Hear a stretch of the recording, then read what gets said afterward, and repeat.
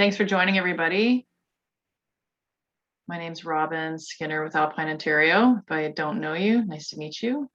We'll probably have some more people join us, but I only had about 15 or so people signed up. So Alexia and I were just talking about maybe ways that we could change this one up a little bit. So we may fly by the seat of our pants a little bit and shift it up. So thanks for joining us. This is a presentation in regard to safe sport, and Alexia, who is Alpine Canada Safe Sport Manager, is going to run us through a presentation. Now, some of you may have seen Alexia speak last week. She did a coach session with ACA last week.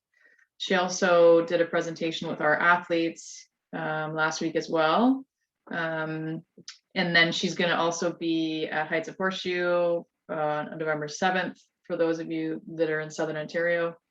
So everyone's going to see lots of Alexia.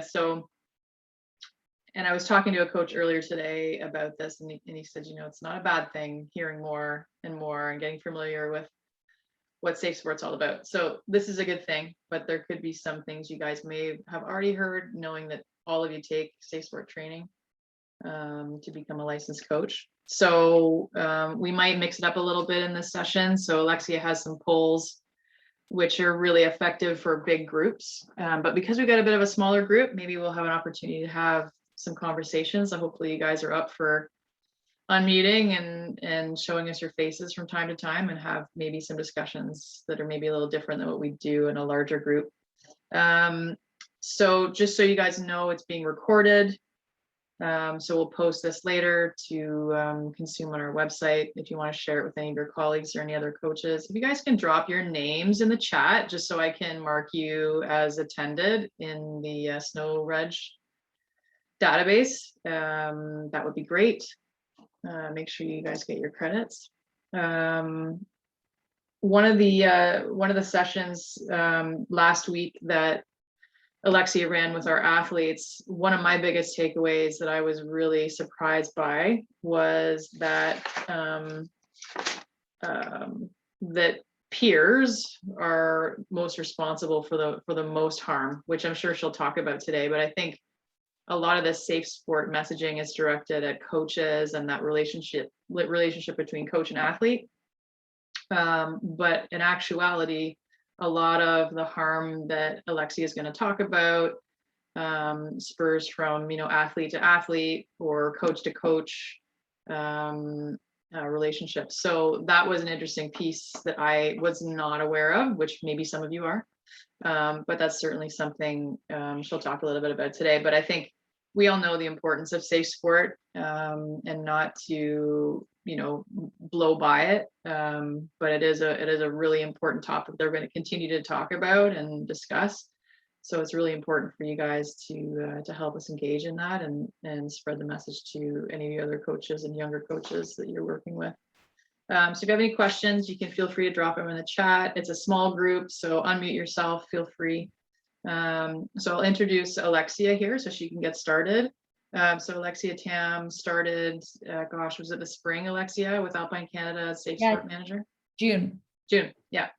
So Alexia, prior to her role with Alpine Canada and still continuing as a contributing academic in the field of safe sport, she's got a background, a Bachelor of Kinesiology from University of Toronto, a Master of Science in the Department of Kinesiology from University of Toronto, and then a Doctor of Philosophy also from the University of Toronto in the Department of Kinesiology, with very specific you know, portfolios and knowledge and expertise within the safe sport realm, which we'll talk a little bit about. Alexia is also an athlete. I learned last week, a soccer and football athlete, quite a high level football athlete. So that was, I think, adds to Alexia's expertise that she was a high and continues to be a high level athlete and understand that perspective. So Alexia, I'll let you take it away. I think I gave you hosting abilities, so you can share your screen. I'm going to see if we can get this going.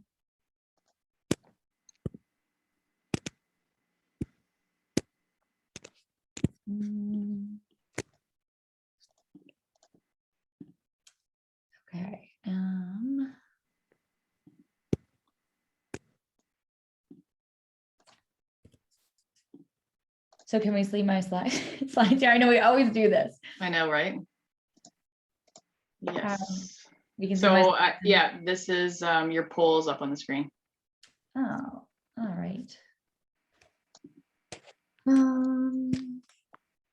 So maybe it's on a different, you can also always stop it and re-share.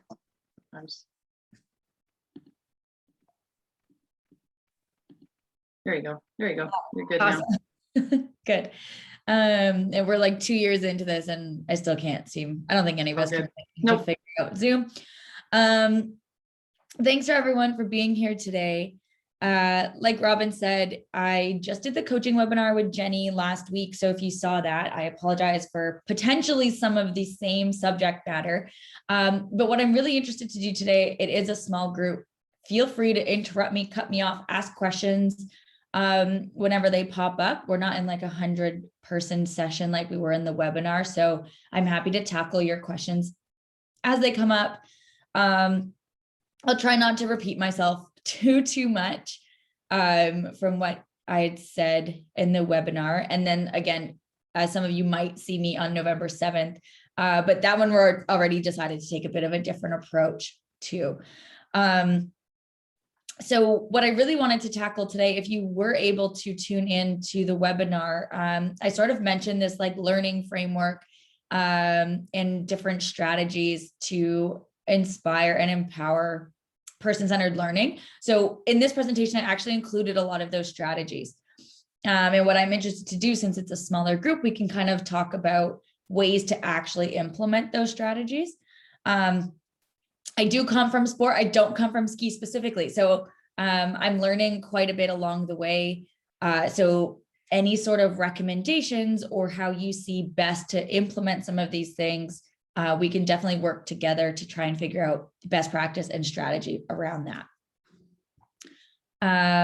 Robin already did a great job of introducing a little bit about me, but why it makes sense that I'm chatting with you today. My relevant expertise are in interpersonal violence. So that's violence that happens between two people. My master's work specifically looked at sexual experiences between peers in sport, which is why I sort of have that knowledge on peers as perpetrators and that sort of stuff as well. But a big part for me is policy and education development. And obviously now like delivering education as well. So that's why I get to chat with you on a number of occasions. So I just want to get this queued up in case we do go to some of the polls. But if you just go on your phone or your tablet or open up another tab on your computer, you just go to pollev.com. It'll prompt you for like a group code. If you just type in my name and then 098, so Alexia Tam 098. It'll just sort of leave you in a waiting room right now until we open some of those polls. So I will give you a moment to sort of log in there. We're actually going to go to our first poll over here. I'll give you a moment. For those of you that are in, it has been activated, but for those of you that haven't, the instructions are still at the top there.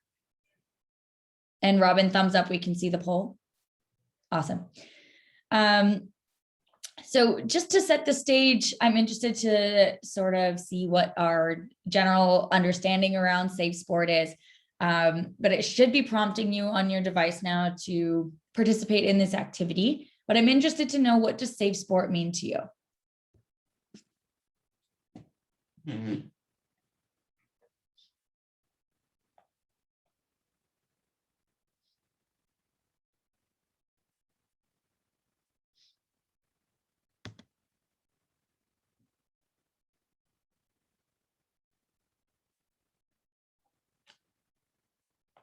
You'll notice, yeah, once responses start coming in, it's going to create a little bit of a word cloud here. And the fun thing with word cloud is the words that are used most frequently become the largest words in the word cloud.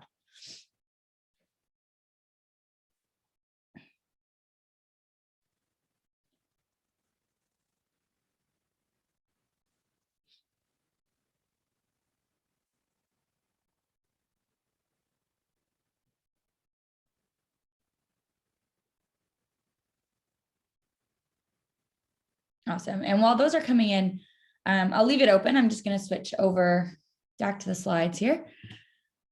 So I understand that safe sport's new for a lot of us. It sort of came out, and I was speaking to this in the webinar, but the Me Too movement really sort of like shook the safe sport movement into gear. In a way, it was sort of a response to that, even though on like the academic and programming side, it's been happening for a number of years, but it really was brought to our attention in like the news and all of those sort of things around that same time. And then we went into the pandemic where sport just sort of shut down, and we were more concerned about how to get back into our training in our sport environments. That was our biggest priority, right? Like, how are we going to get our kids back on the hill? How are we going to get our kids back in the gym? How are we going to make up for the 1.5 years time that we lost?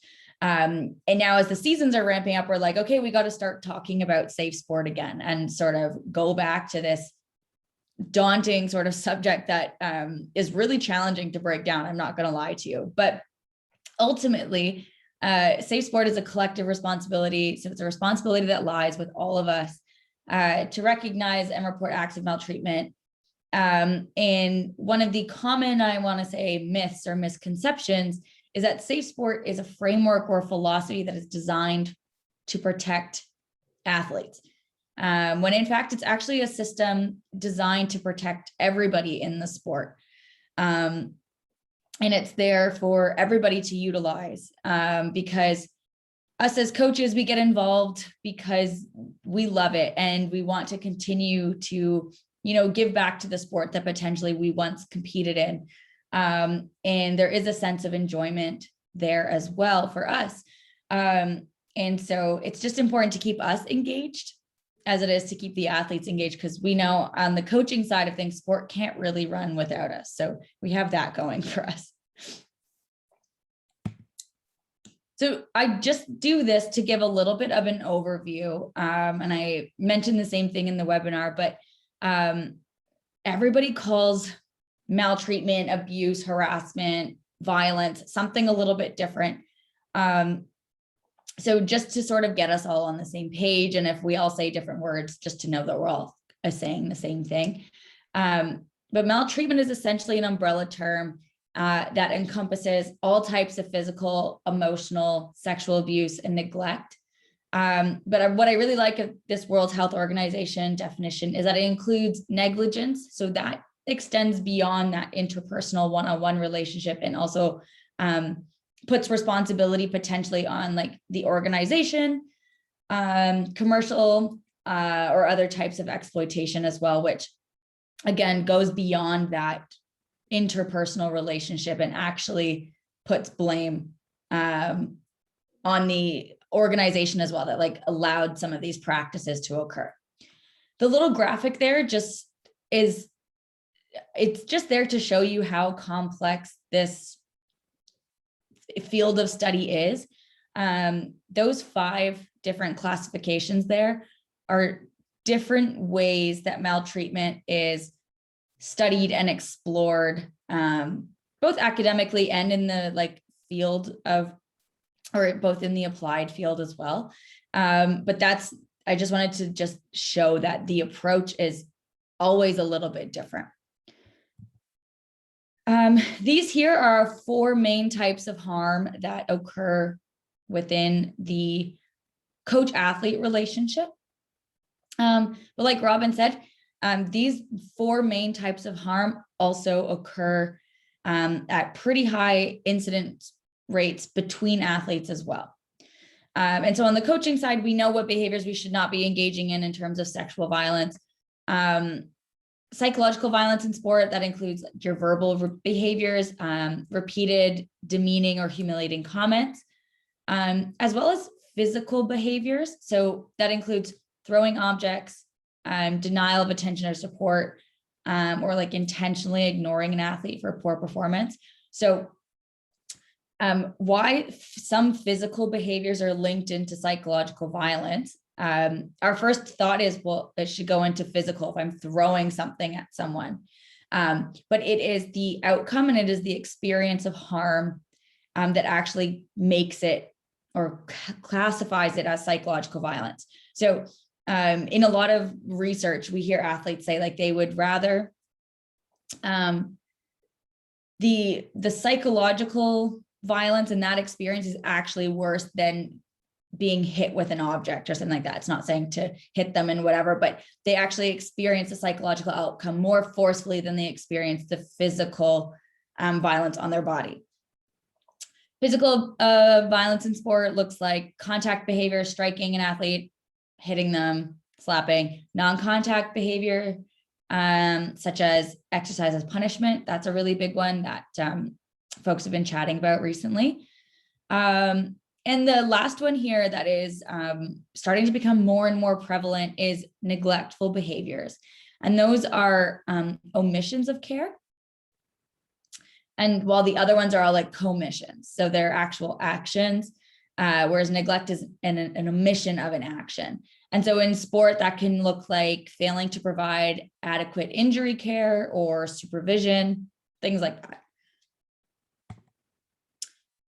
Really quickly, when we look at maltreatment and violence in sport, risk factors can kind of be clumped into 4 categories, but we do know that these categories are interrelated and they also act on one another. So it's really challenging, and I advise you to try as best as you can to not think of them as silos, but really we know that like the environment and the relationship affects the individual, and also the culture of our environment affects our relationship. So those are just some of the risk factors up there, but I'm sure you've all taken the CAC training. You've heard this time and time again. So I'm sure you already know what a lot of these risk factors are. What I did want to share is a really quick update on a prevalence survey that was done recently. This survey was done with national team athletes across the country, so not just skiing, but athletes from across a number of NSOs. About 1,000 athletes participated in this study, and 75% of them reported to experience at least one type of maltreatment. So that's a pretty high prevalence rate. And this study, it was broken up into like who the perpetrator of harm is, but just for the sake of presenting the data, I just wanted to show it to you like this as these raw numbers, because they are still pretty high regardless of who the perpetrator was. Neglect was really high, as well as psychological violence. And I don't think any of us would be really surprised by that. But more importantly, each form of violence has a significant positive relationship with other forms. And so that indicates that athletes who experience one type of harm are more likely to experience another form of harm in their training and competitive environments. So it's up to us as coaches to recognize how our behaviors might be received and perceived, but also those of others, and especially those that are occurring within the athlete-athlete relationship. And how we do that, it's all about creating safe spaces as well. How we create spaces where athletes feel comfortable coming up to you and saying, you know, this has been happening to me in the gym. My teammates are, you know, calling me demeaning names, degrading me, whatever it might be, spreading rumors, things like that. I know a lot of us coach both men's and women's or girls and boys teams. So the interrelation and the interaction between those teams, especially with the internet involved now. So I'm sure those are issues that come up quite a bit. And those can all be experiences potentially of violence and maltreatment in sport within that peer-based environment. So what we want to do as coaches is to create a space where we are sort of balancing out that. I think sport has put us on a pedestal, which is why we're represented most often in the news when we do something wrong. But sort of balance out that power relation where your athletes feel comfortable coming to you should they have a concern. Because right now, I think the safe sport movement has in a way pitted coaches and athletes against each other when we know it is the most critical relationship for success in sport. So what my goal is, and the way I like to approach safe sport, is how do we bring both of those parties and all the other surrounding parties back to the table together? Because we know that a successful coach athlete relationship is going to produce success in both athlete development as a person, but also athlete development and success on the competitive stage as well. So that was just a really quick overview of what's been sort of happening in this world here. Robin, are there some questions or comments in the chat before I sort of move on here? Brad's asking, do you think Coach... I'm unmuted, Robin. Go ahead, sir. I'm not going to just try and decipher what you typed. Okay, you just made a comment about the safe sport movement pitting athlete against coach. Yep. Has there been any research that is looking towards how it's more relevant to be pitting parent guardian against coach as opposed to athlete versus coach? Because I think the transition has taken place. You know, you're looking towards the low, I don't want to say the low instances of the sexual violence and the physical violence, but the psychological and the neglect. Do you think that it's becoming more relevant? Because neglect would be something would be almost something that I would interpret to be you're afraid to interact because of the barrier that's now starting to come in place. Yes. So is there anything that looks at it as parent coach as opposed to coach athlete in the... Yeah, no, that's an excellent question. And thank you, Brad, for that. There's no current actual hard data that I can pull and sort of report numbers on you or for you on that. What I can say is that I do agree with you, right? And so, especially at our younger age here, it's very difficult to separate the athlete from the parent, right? So yes, it is. I agree with you. It is that athlete/parent dyad versus the coach. And then it's not until they get up into their older competition levels where that child is now an adult themselves. And that's where we see the tension between the actual coach and the athlete. But no, I do agree with you. Their parents play a huge role as well. And I will say that is where the field is lacking, is that we've spent so long, and just, I guess, a bit of context is when this field first started, it was grounded in like the experiences of sexual violence of female athletes by male coaches. So it was that male perpetrator, female victim sort of narrative. And we're just starting now to move outside of that. And it actually leads sort of nicely into the next point I wanted to make about critical relationships in sport, and what relationships are essential for sport to run smoothly. And so that is something that is starting to come out more and more, the role of the parent, because especially at the younger ages, those athletes are dependent on their parents to, cart them back and forth from practice and this and that, from competition. So we can't separate it as easily as we would like. I know that's a long-winded answer to your question, but I think it's further complicated too, Alexia. Sorry to interrupt. It's further complicated by the fact that some coaches and parent relationships are almost peer-to-peer. Like I know, or I think parents might think that, but the coach is the educated expert in the field of athlete development, but so often the parents think they know better or know more. And there is a lot when we get into situations where parents are coaches as well, right? So it elevates what you just said, that peer element, where parents feel like they can just walk over to the coach and give their 2 cents or whatever it is. Yeah. And we do want to encourage open communication, but in a positive way, for everybody involved, because ultimately it's the athlete that is going to either succeed or sort of suffer from that relationship. Mhm. Yeah, so no solution for you there, Brad, but I think it's one that is, and I know, well, a lot of clubs do, education with their parents ahead of time, and we do have the athlete parent handbook That was we going to be my publish. suggestion, actually, is just the focus for years, like I was saying, was so much on athlete and coach, but starting to engage parents as active contributors. I'm going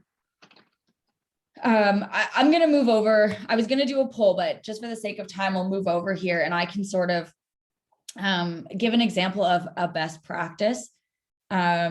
So these are here, just all of your different critical relationships in sport. You could draw it out as a web and you can really see how everybody is sort of connected in this. An experience that I had as a youth athlete in a competitive space, that was like kind of strange at first. We had a coach come in from the UK. He sort of just had like different practices, but he engaged our parents right from the start, which again was really strange. Usually your mom or dad drops you off, they leave, that's it. But he kind of ran it as, the three of us have equal roles in this sport experience. So he invited our parents to, week one meeting. This is what my philosophy for the team is. This is my expectations for you as athletes. These are my expectations for you as parents. These are my expectations for me as a coach. Do you have expectations for me as a coach? And then from there, what he did, met one-on-one with each of our parents and us there as well. And then it was, okay, for this individual person. So for Alexia, what are some potential challenges or barriers, whether that be school or another sport or whatever, and how are we going to mitigate and manage those challenges together so that she can succeed here at soccer, or that, she can succeed in ski racing. And what that did was, and maybe Brad, this is a solution, instead of pitting people against one another, it opens a door for communication from day one.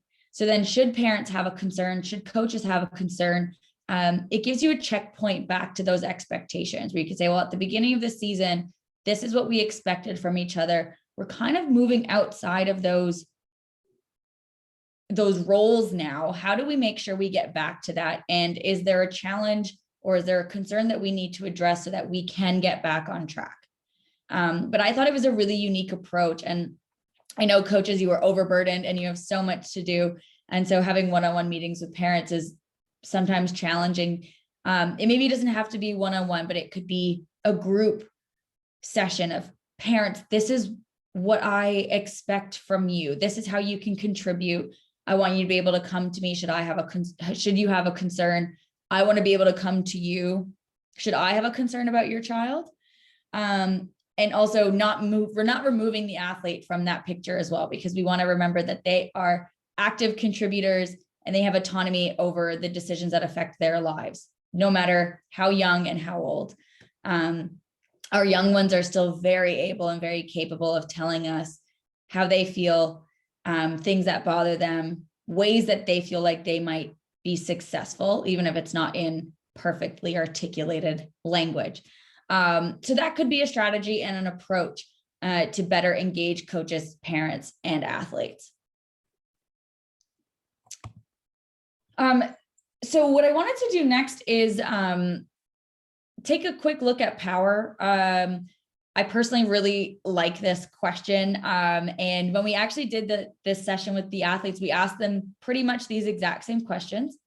And it was really interesting to see their responses. So I'm going to switch over to the polls. And I think once we have yours and theirs, Robin and I can kind of take a peek at what you both said and see where you align on a lot of these things. And I think it'll show you that you're not so far off from one another. So I'm going to switch over here. We skipped that one. I'm going to open up the poll here. And so just one word or sort of whatever first comes to your mind, what does power mean to you? Like that word power.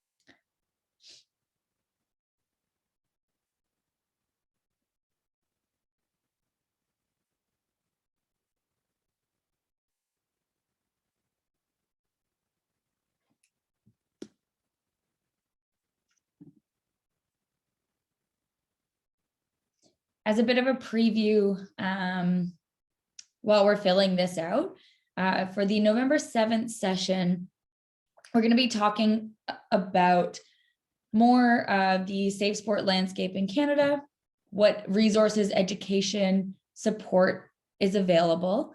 Feel free to drop in this chat anything that you would like addressed, and I can do my best to try and work it in. I know that the system that's out there right now is a little bit confusing, and it's not often clear where we can find the resources, education, the tools that we need when it comes to safe sport related concerns, or even how to, report, who does it go to, that kind of person. So that's sort of the approach we're going to take for that November 7th session. And if anything pops into your mind, feel free to drop it in this chat and just be like, an idea for November 7th. And we'll see if we can work it into that presentation. Thank you for your responses here. So now that you've identified what just power and that concept means to you, I'm interested to know, what does it mean to have power as a coach? Is it different? Is it the same? Yeah.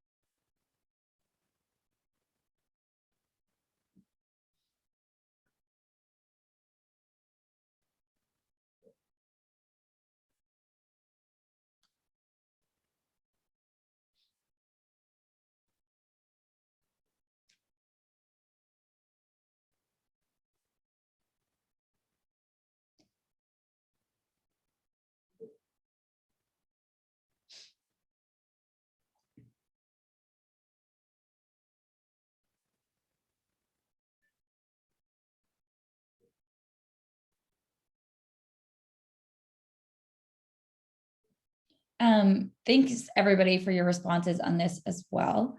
And so I just wanted to, there is a point why we went from talking to about violence to talking about power. And because I think most of us are comfortable with, or we're not comfortable, but we're sort of familiar with that narrative or that language that, that abuse of power as a coach is what leads to maltreatment or leads to whatever. And it's this godlike authority that sport has given us that, again, gets us into sticky situations. And the reason that we talk about power and violence is because acts of violence are the mechanism by which the exercise of power has the potential to become violent. So what that means is, first of all, everybody has some sort of semblance of power. And that's why we asked the athletes and you both the same question, because they were able to identify the ways in which they have power. And now you've been able to identify the ways in which you have power. And so what we want to look towards from this point forward is, how do we sort of come together, both exercising our power, and it's not the same power, it looks different, and coaches sure might have a little bit more, but what does it mean to engage and in a way activate turn on that athlete's power. And that's sort of where I wanted to go with the rest of this sort of chat.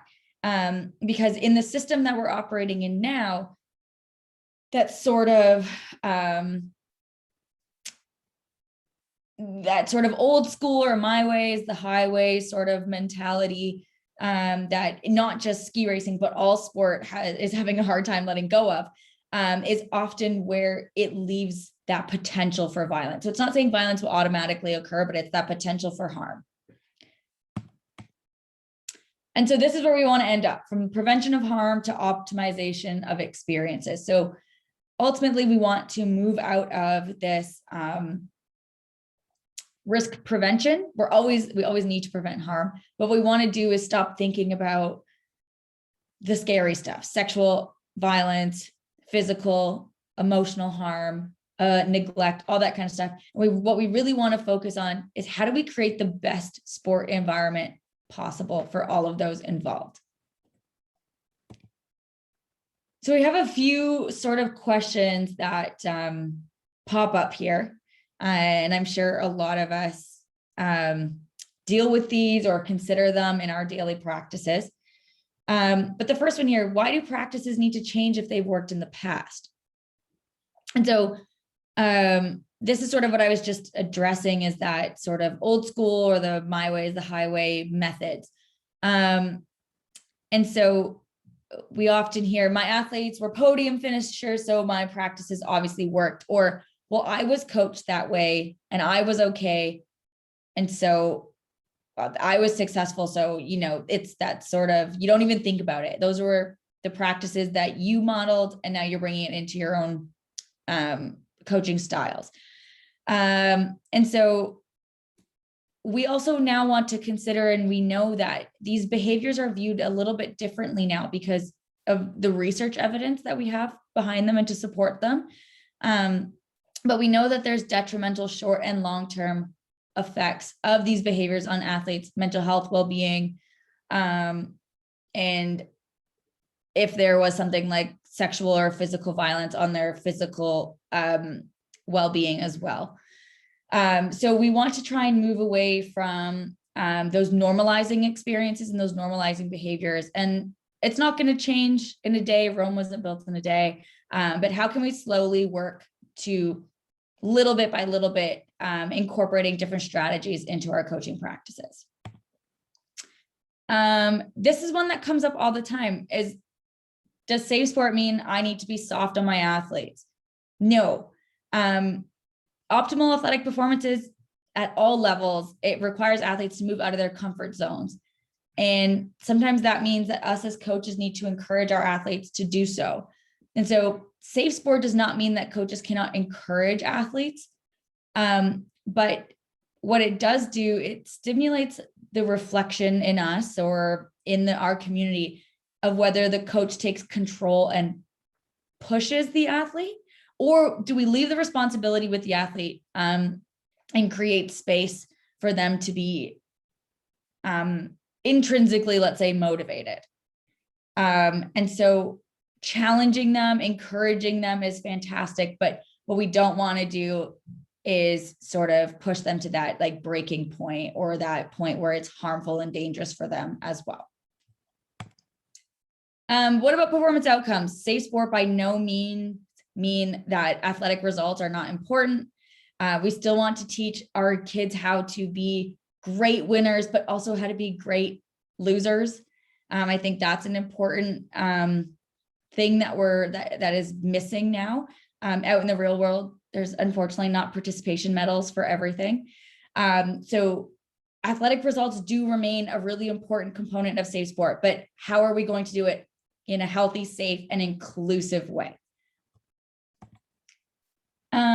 Does safe sport mean coaches can't develop a close relationship with their athletes? If you were in the coaching seminar, you would have heard me speak on one of my studies, and where coaches were struggling with this issue exactly. How do I develop a close relationship with my athlete in this like post Me Too current safe sport movement world, where closeness potentially could mean or appear as something other than beneficial, or it could appear sinister, or whatever it might be.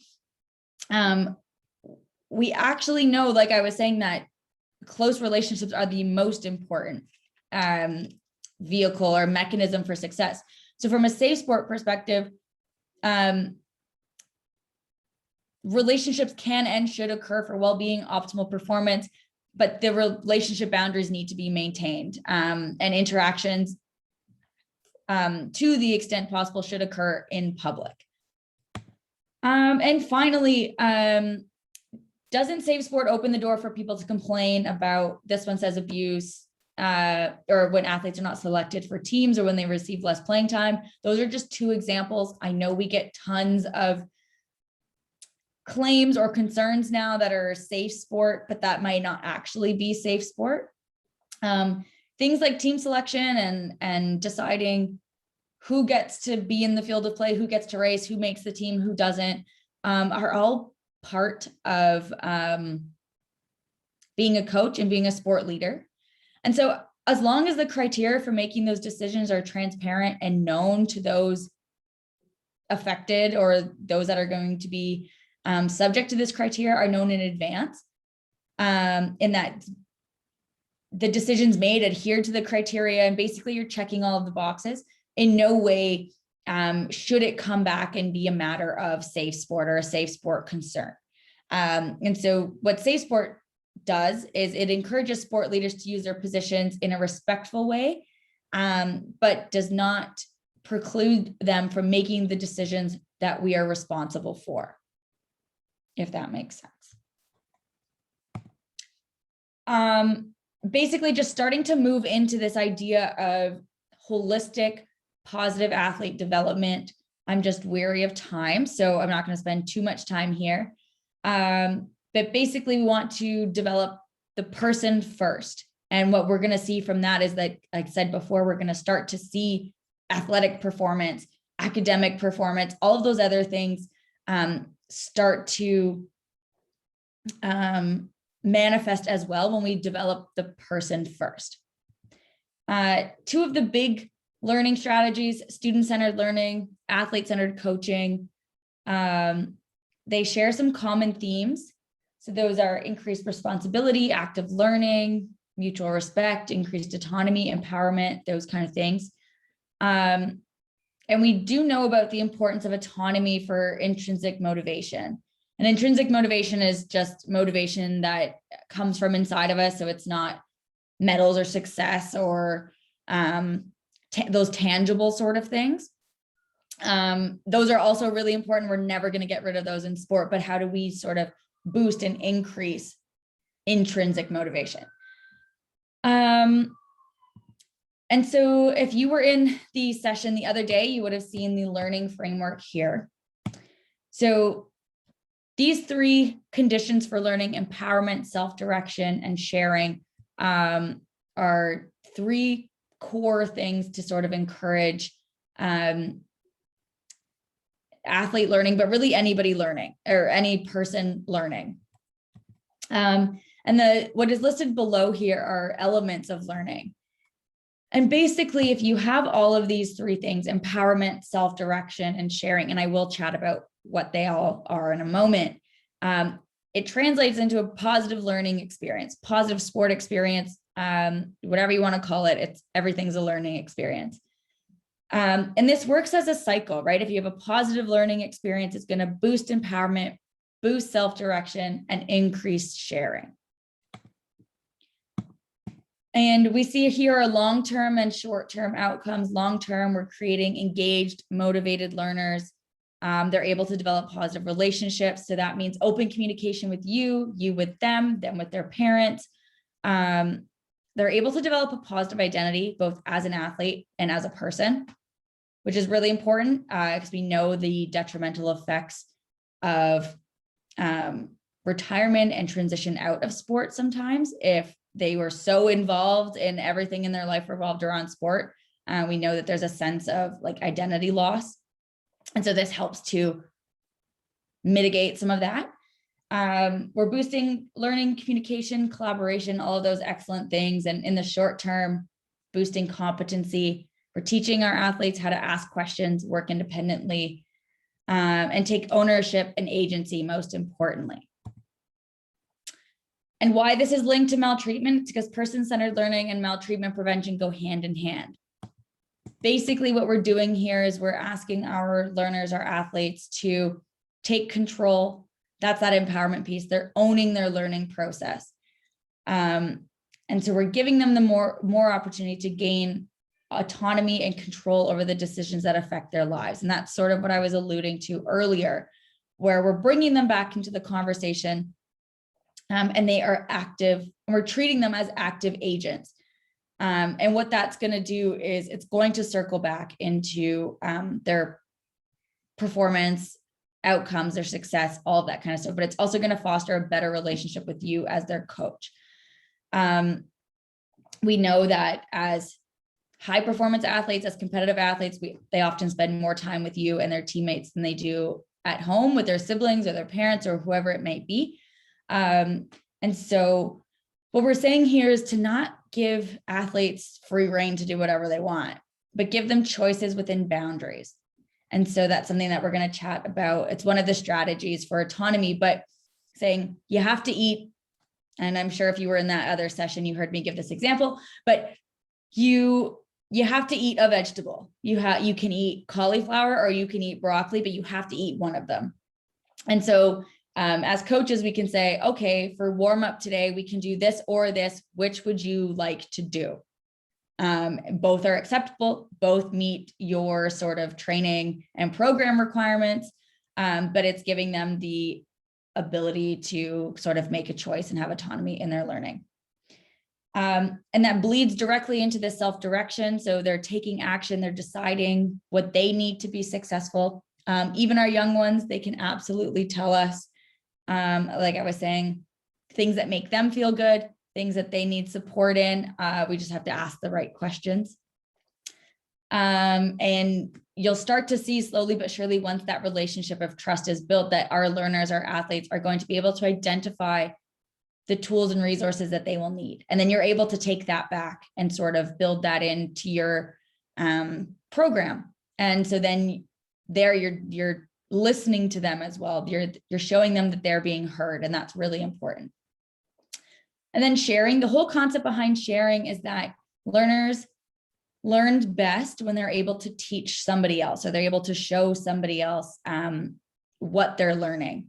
And so that's, they always say, you know, like you're studying for a test, try and teach somebody else what that system is, or how to do that math problem, or whatever it is. Same thing applies here. So just some strategies here. You'll see empowerment. That's our learning condition, or condition for learning. And then we have our elements of learning here. So that autonomy, decision-making. I can share these with Robin post-presentation. But some of the strategies here, like I said, for that autonomy, provide choice. And the important thing with providing choices is offering rationale why each choice is important. Another big one, and a really easy one to do, is just involve your athletes in decision-making. What are our team goals this year?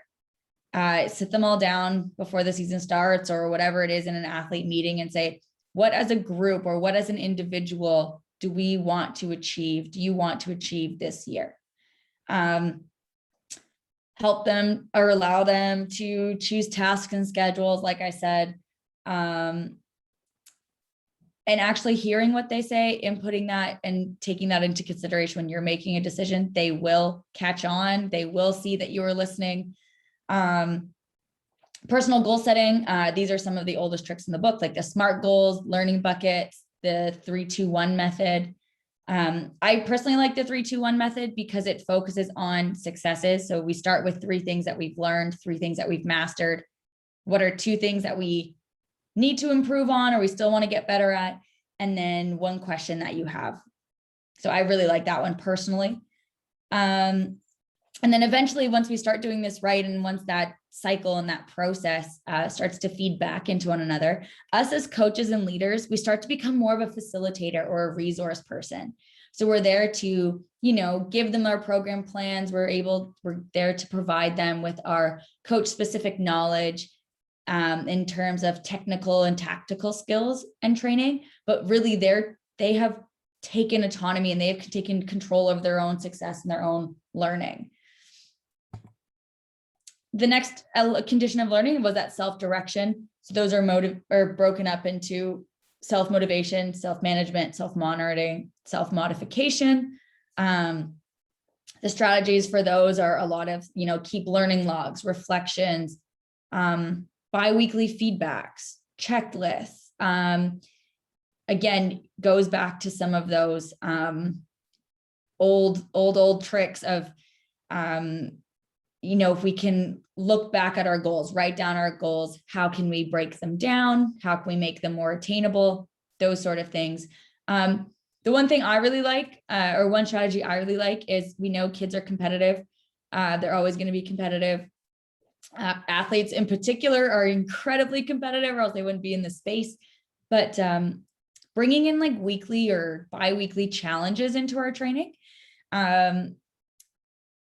is a really unique way to sort of get them motivated, that internal motivation, to pick up a skill, to do something better, whatever it might be. What we want to avoid here, though, again, is like sort of pitting them against each other in that form of competition, especially in ski racing.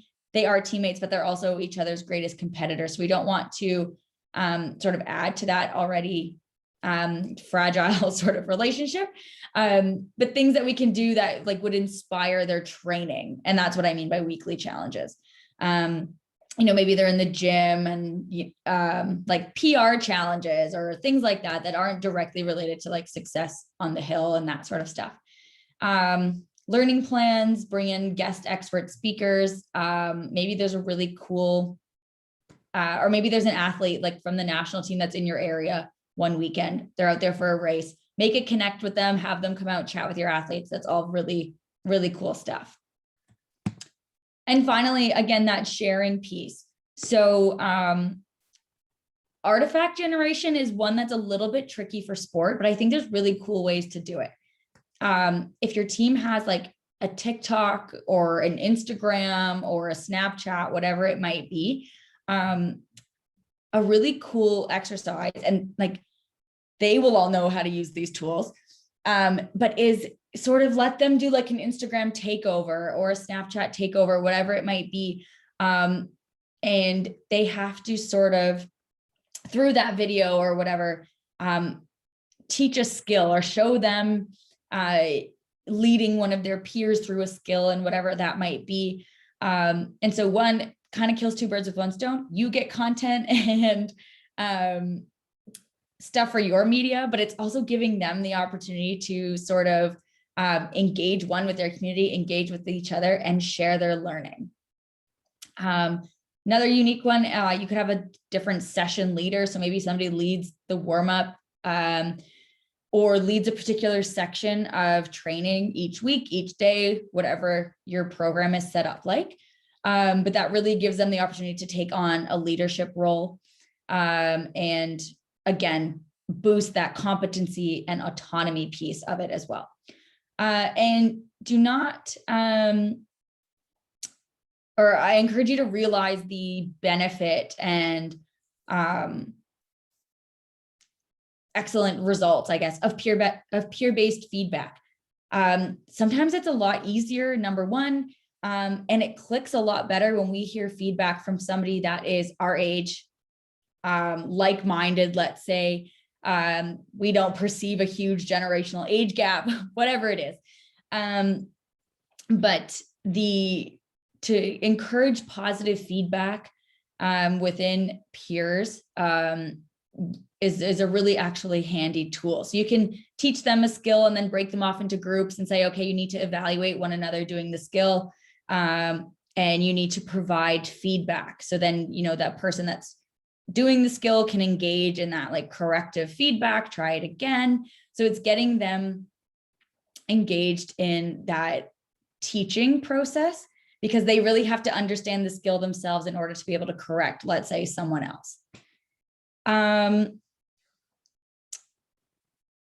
I heard, I noticed, I wondered feedback is also really great, especially when we do want to engage in sort of conversations about safe sport or race or gender equity or these topics that we're all just beginning to understand a lot better.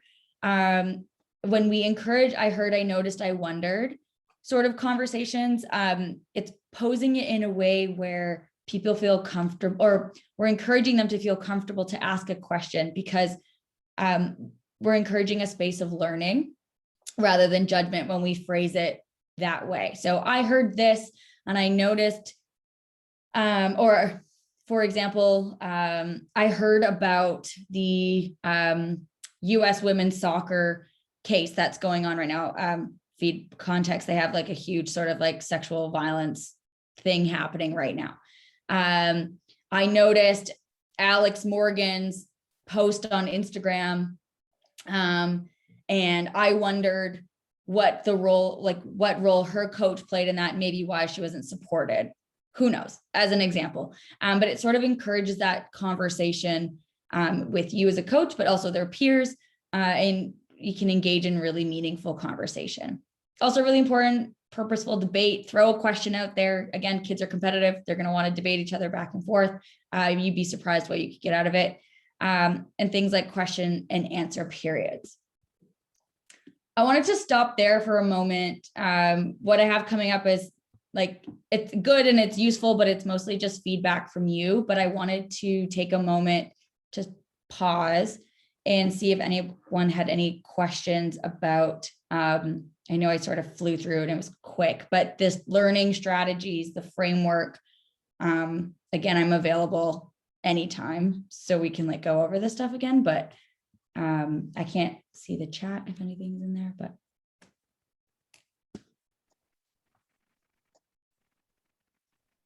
There's nothing in the chat, but maybe someone will be brave enough to speak up.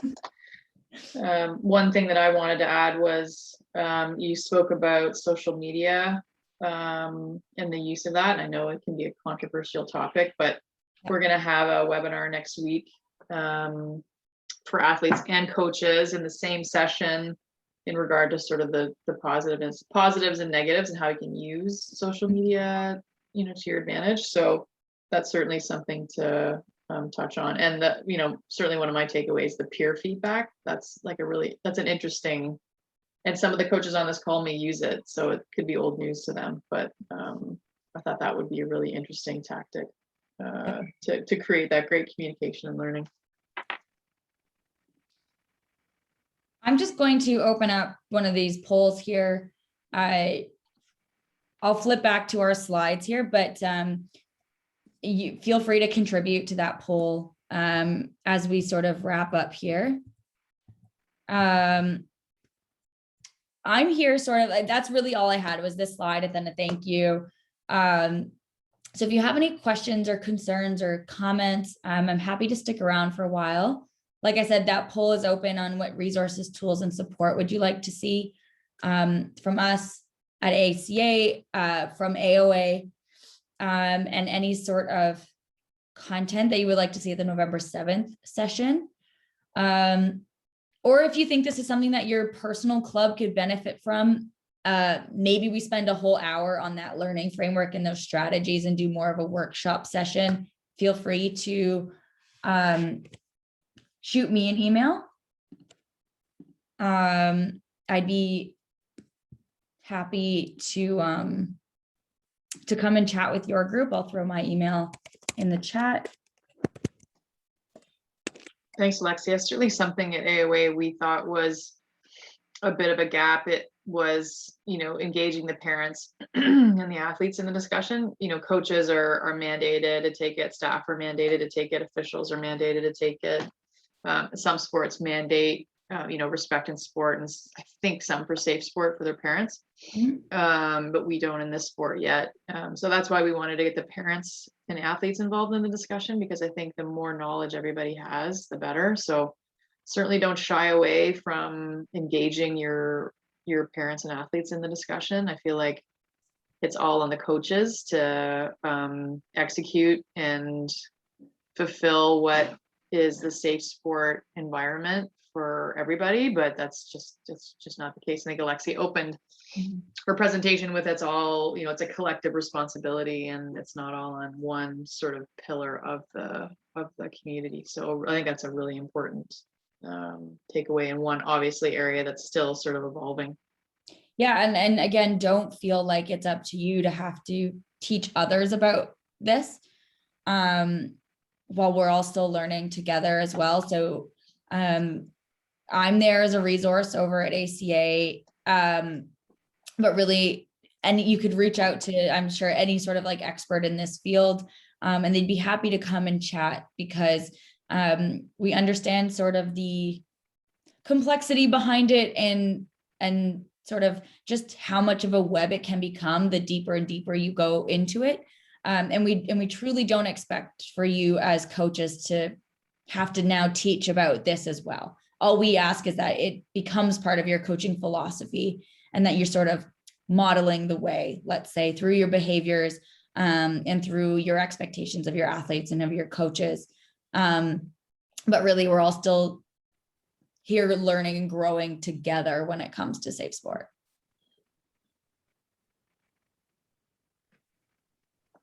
Anyone have any questions, comments before we end today's session? If you see me on November 7th, come over, That's say right. hello, introduce yourself. I'll be there. Awesome.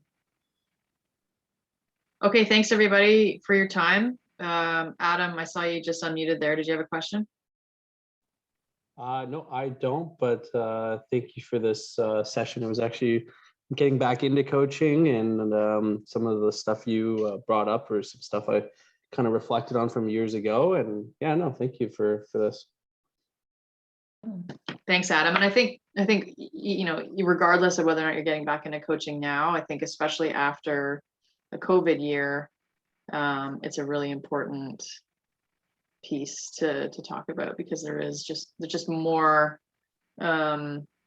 focus on trying as best we can to get kids back and create safe, in all the scopes of safe sport, great environments for kids.